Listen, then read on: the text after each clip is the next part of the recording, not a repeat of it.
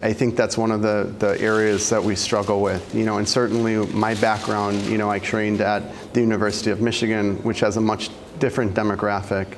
And I think oftentimes we forget that sometimes these underrepresented, underserved patients, they have other issues, right? There's logistical issues. There are things that we can't anticipate if we don't take care of those patients. And I do appreciate now sort of clinical trial feasibility. It's one of the first things that I kind of evaluate when I'm looking at a clinical trial. How many blood draws do they have to come in for? What are the overall the outcomes?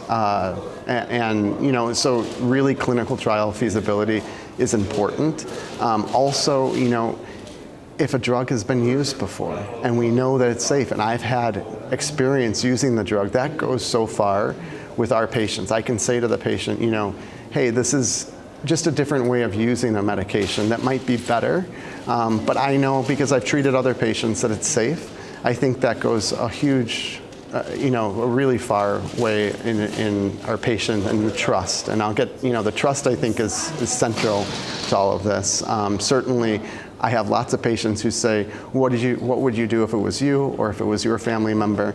And to be able to actually answer that question is a huge thing for my patients. So I think those things are important. There's also an education aspect of all of this, right? Educating a patient about what a clinical trial actually is really important in our population.